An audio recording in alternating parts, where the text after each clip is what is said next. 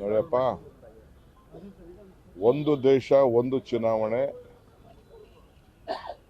ಅದಕ್ಕೆ ನಮ್ಮ ಕಾಂಗ್ರೆಸ್ ಪಕ್ಷದ ಏನು ಮೂಲ ಸಿದ್ಧಾಂತ ಇದೆ, ನಮ್ಮ ರಾಷ್ಟ್ರೀಯ ನಾಯಕರು ಈಗಾಗಲೇ ಅದಕ್ಕೆ ವಿರೋಧವನ್ನು ವ್ಯಕ್ತಪಡಿಸಿದ್ದಾರೆ.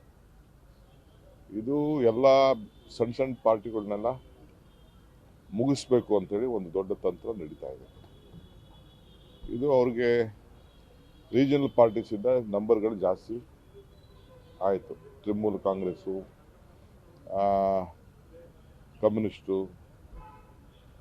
ಬೇರೆ ತಮಿಳುನಾಡು, ಹೀಗೆ ಬೇರೆ ಬೇರೆ ಪಕ್ಷ ಇದು ರಾಜ್ಯಗಳಲ್ಲಿ ಎಲ್ಲ ಬರ್ತಾ ಇದೆ ಅಂತೇಳಿ, ಅಲ್ಲಿ ನಮ್ಮ ಉತ್ತರ ಪ್ರದೇಶದಲ್ಲಿ ಮುಲಾಯಂ ಸಿಂಗ್ ಯಾದವ್ ಪಾರ್ಟಿ ಎಲ್ಲ ಕೂಡ ಅವ್ರ ನಂಬರ್ ಜಾಸ್ತಿ ಬರ್ತಾ ಇದೆ ಅಂತೇಳಿ ಅದಕ್ಕೆ ಮುಕ್ತಿ ಮಾಡಬೇಕು ಅಂತ ಹೊರಟಿದ್ದಾರೆ. ಅವ್ರಿಗೆ ಸರಿಯಾದ ರೀತಿ ನಂಬರ್ಸ್ ಇಲ್ಲ.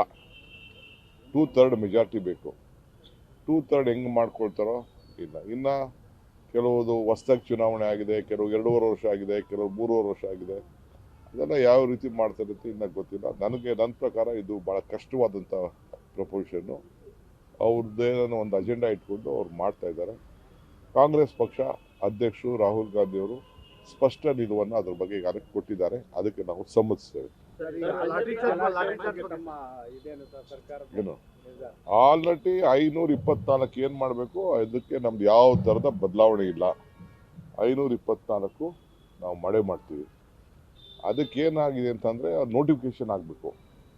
ನೋಟಿಫಿಕೇಶನ್ ಹಾಕಿರೋ ಮುಂಚಿತವಾಗಿ ಅಲ್ಲಿ ಕೆಲಸಗಳು ತಗೋಬೇಕಾ ಬೇಡವಾ ಅನ್ನೋದು ಒಂದು ದೊಡ್ಡ ನಡೀತಾ ಇದೆ.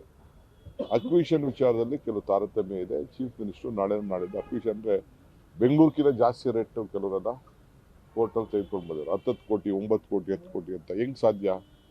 ಇವೆಲ್ಲ ಕೆಲವು ನ್ಯೂನ್ಯತೆ ಇದೆ. ಸೊ ಕೆಲವರೆಲ್ಲ ಪ್ರಸ್ತಾವನೆ ಮಾಡಿದ್ದಾರೆ. ನಮ್ಗೆ ರೈತರಿಗೇನು ಹಾಕೊಂಡಿದ್ದಾರೆ, ರೈತರಿಗೆ ಹಿಂದೆ ಸರ್ಕಾರ ಏನು ಬೊಮ್ಮಾಯಿ ಸರ್ಕಾರ ಏನು ತೀರ್ಮಾನ ಮಾಡಿದೆ, ಒಂದು ರೇಟ್ ಕೊಟ್ಟಿದೆ, ಅದನ್ನು ನಮ್ದೇನು ತಕರಾರೇನಿಲ್ಲ.